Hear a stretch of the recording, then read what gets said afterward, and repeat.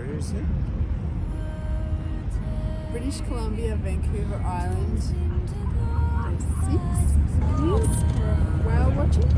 Day 6, we're off whale watching, and it's just, I mean, the day started off, we had to ride, how far did we have to ride? About a kilometre. It's foggy, we get on the bikes and we're booting down to the wharf, and it's, you know, every time we do this, I think I'm an Olympian. I ride at 100 miles an hour and I turn around and I think Kathleen will be a mile away. And I turn around, she's always just there.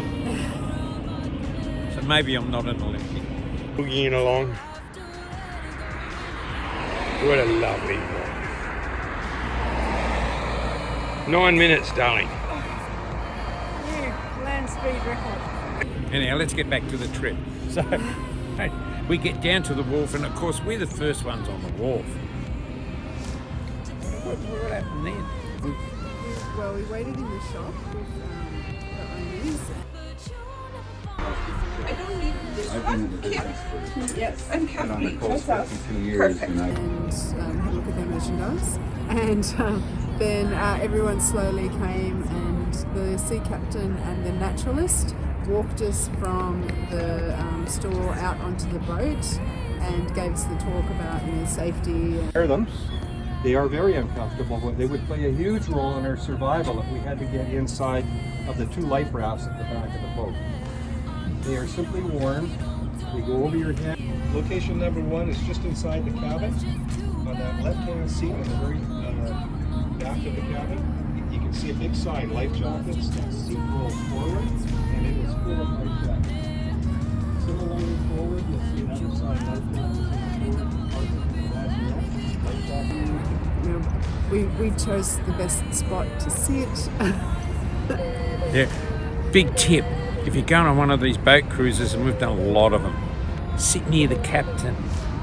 Sit right up the front where all the navigation stuff is. You get the best view and you're protected. And the other great thing about this, which Kathleen just mentioned, is the tour company we went with had a naturalist.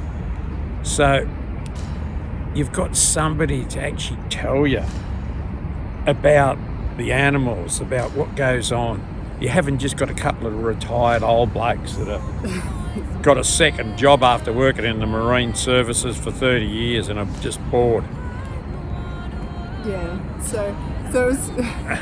Sorry, that's the next day. We also have harbor porpoise here in our waters, and they spend most of their day foraging for food because they have really high metabolisms.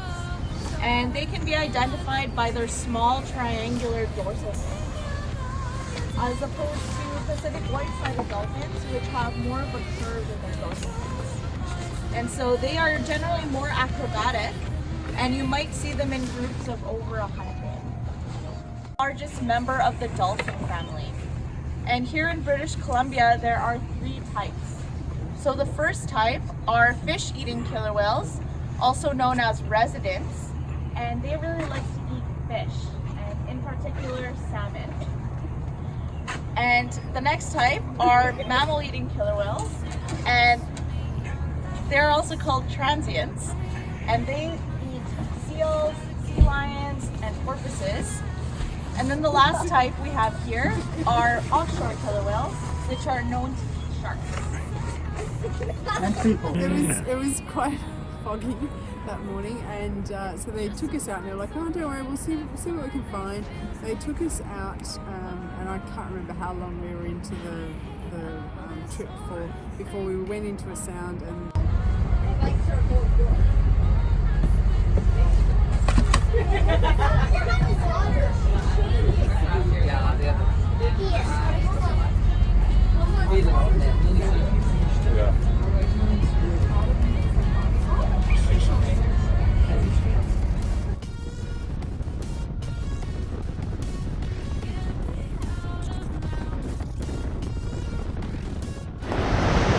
For a tourist, this is what's really exciting, coming into all these little bays, seeing the fishing life, picking up extra tourists. It's just sensational.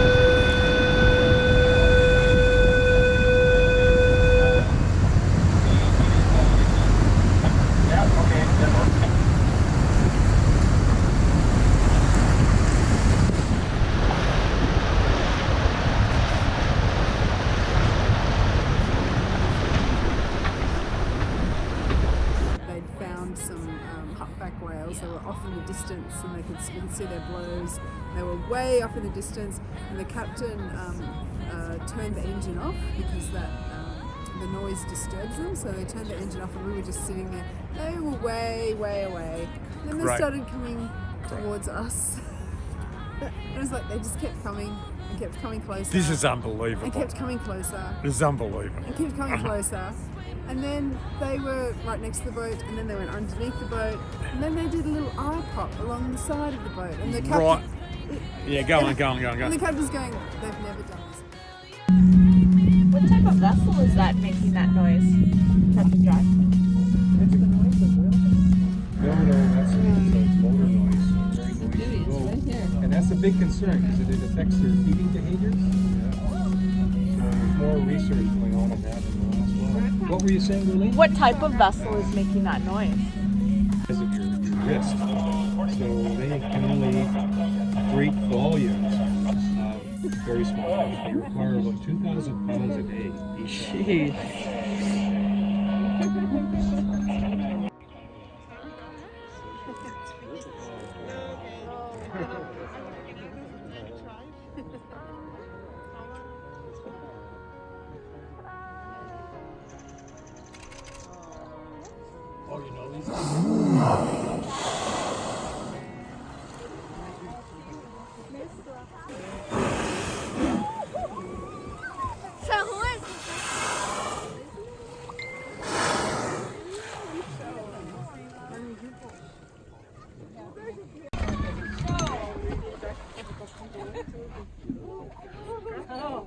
There's 3 of them.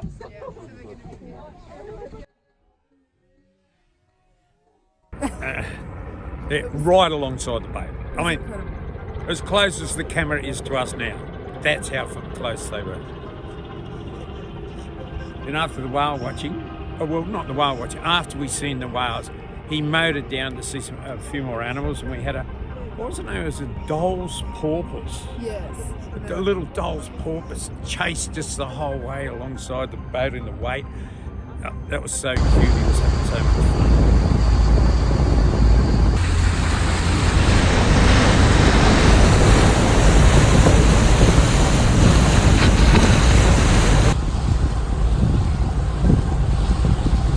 And then, what was the next? We saw some seals, so they took us to a seal colony, and we kind of checked them out. And so we were about on the water for about 4 hours. It was a good half-day cruise to go and check out the It whales. really was lovely. Oh, that's so cool. Yeah, they are beautiful. So do you get California sea lions? Yes, we do. Yeah. And these guys, I've seen them. Growling noise. Okay, I'll be sure to imitate it.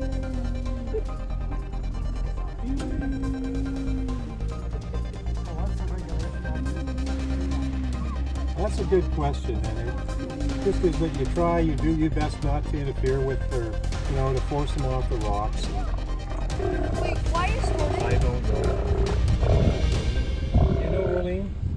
Yeah, so the summertime is a breeding area, so the diversity that comes. Even the coming back was so nice.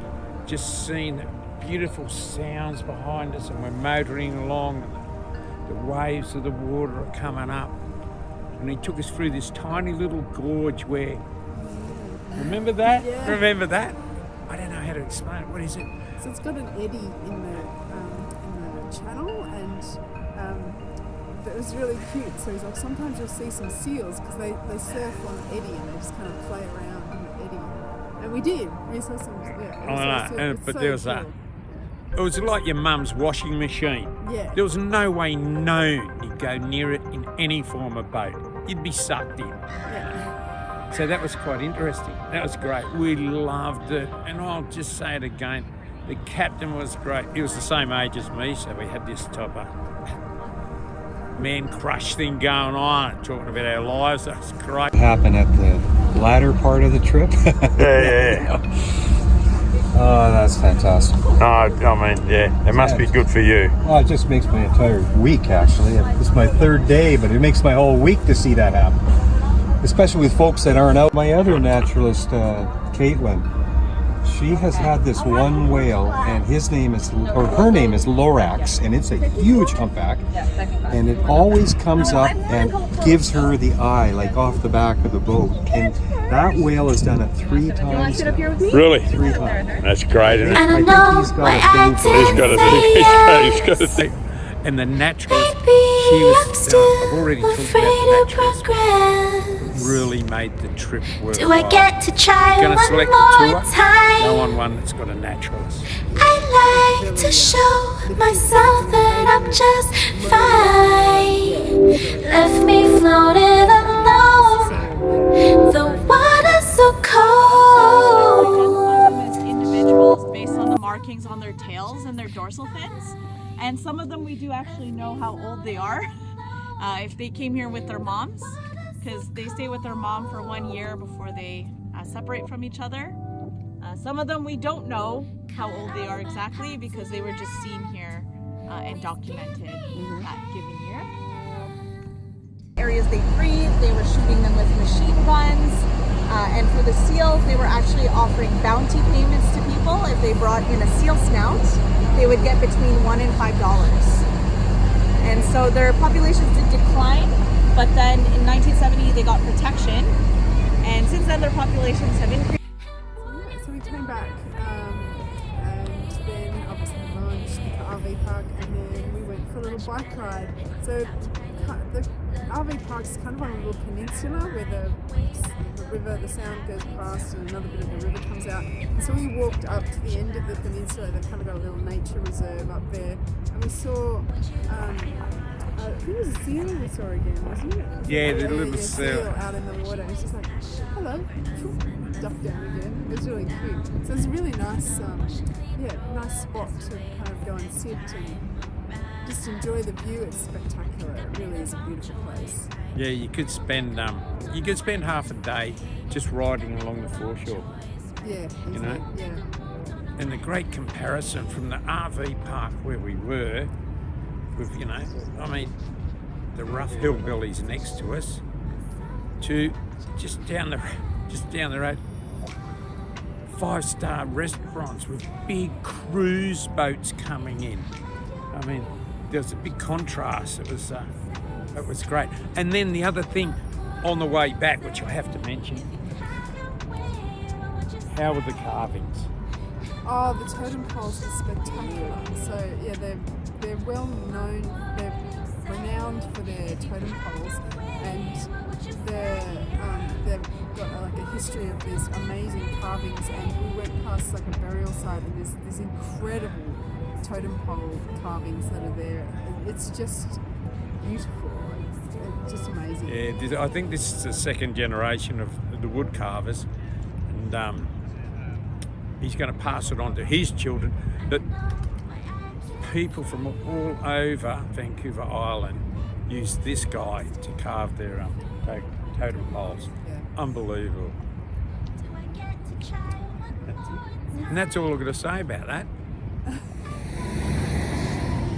So if you like this video, what do? Give us a thumbs up and a like, and you can subscribe. Press the subscribe button. Look where we are. Can you believe this?